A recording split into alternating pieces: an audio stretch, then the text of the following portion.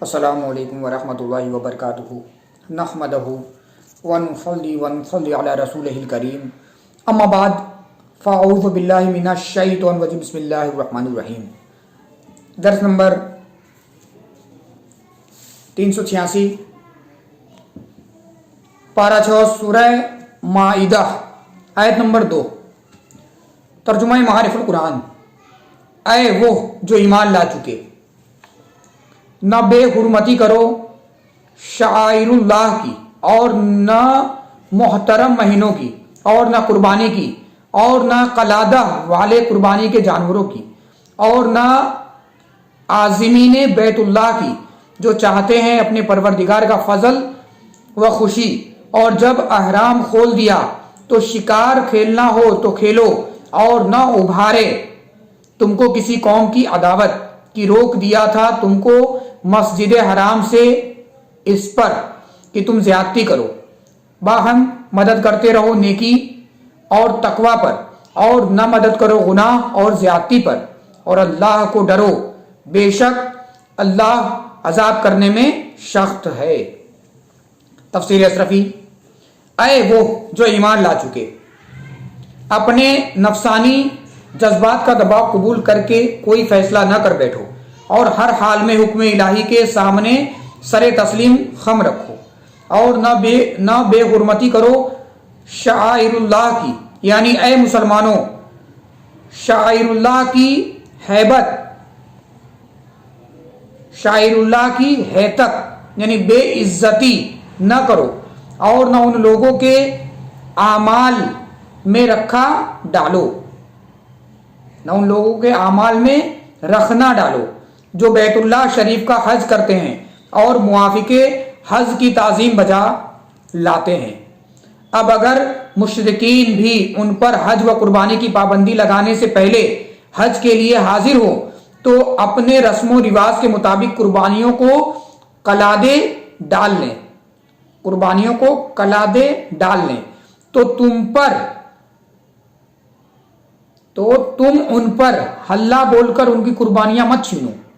مت چھین لو، اس لیے کہ گو ان کی قربانی اسلامی قربانی نہیں لیکن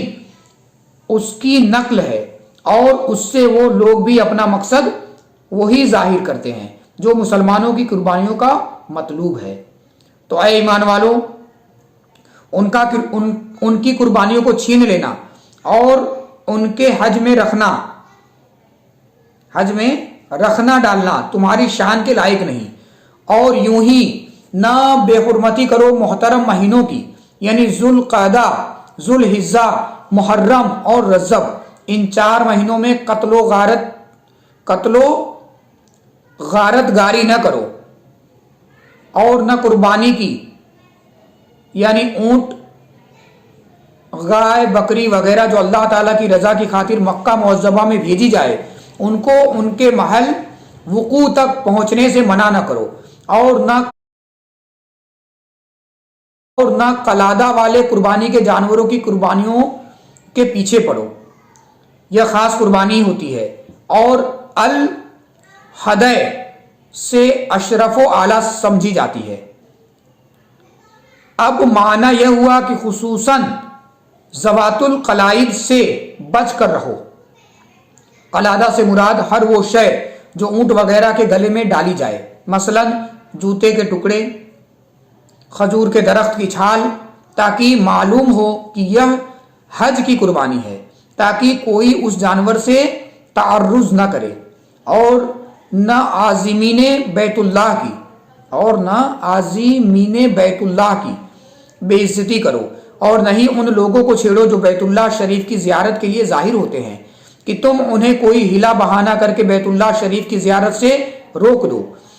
ان زیارت کرنے والوں کو جو چاہتے ہیں اپنے پروردگار کا فضل یعنی مومن ہونے کی صورت میں خدا سے ثواب کی زیادتی کے طالب ہیں، اور تجارت کے سبب روزی کے بھی طلبگار ہیں، اور اگر وہ کافر ہیں تو وہ صرف روزی ہی چاہتے ہیں، نیز ان کے اپنے گمان میں حج کرنے سے رب تعالیٰ کی رضا و خوشی مد نظر ہوتی ہے، حالانکہ ان کا یہ گمان فاسد ہے، اس لیے کہ اسلام کے دامن کے بغیر رضا الہی کا حصول ناممکن ہے۔ اگرچہ اپنے گمان میں کوئی لاکھ دعویٰ کرے کہ مجھے رضا الہی مطلوب ہے، مگر چونکہ وہ بظاہر طالب رضا الہی ہے تو کسی نہ کسی حد تک ان کا بھی پاس و لحاظ کرو اور ان کے ساتھ ایسی چھیڑ چھاڑ نہ کرو جو انہیں زیارت بیت اللہ شریف سے محروم کر دے۔ آیت سابقہ میں شکار کرنے کی حرمت اس وقت تک کے لیے تھی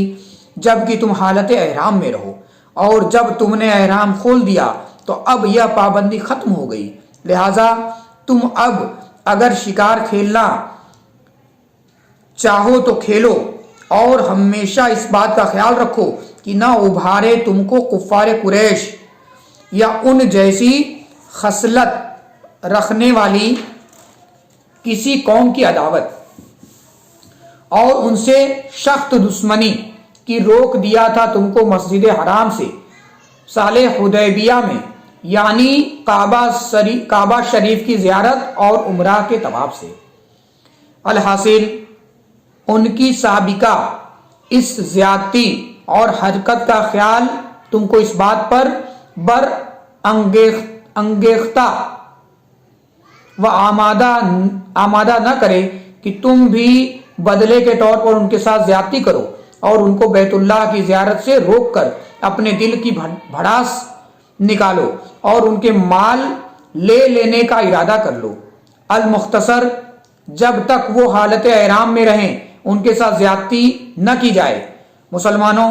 تمہارے ایمان کا تقاضا یہ ہے کہ تم ہمیشہ اعلیٰ کردار کا مظاہرہ کرتے رہو اور باہم ایک دوسرے کی مدد کرتے رہو، نیکی اور تقوی پر، یعنی درگزر اور چشم پوشی اور ایک دوسرے کے معاملات سے مددگاری اور خواہشات نفسانی سے دوری، احکام شرعیہ کی اتباع اور سنت رسول کی پیروی۔ المختصر، ہر نیکی اور پرہیزگاری کے کام میں ایک دوسرے کی مدد کرتے رہو اور نہ مدد کرو گناہ، یعنی ترک فرمان الہی یا حب دنیا یا کفر اور زیادتی، ظلم و تعدی اور اتباع بدعت پر۔ الحاصل، گناہوں اور حد سے تجاوز کرنے میں ایک دوسرے کی مدد نہ کرو، یوں ہی ظلم کی بھڑاس نکالنے،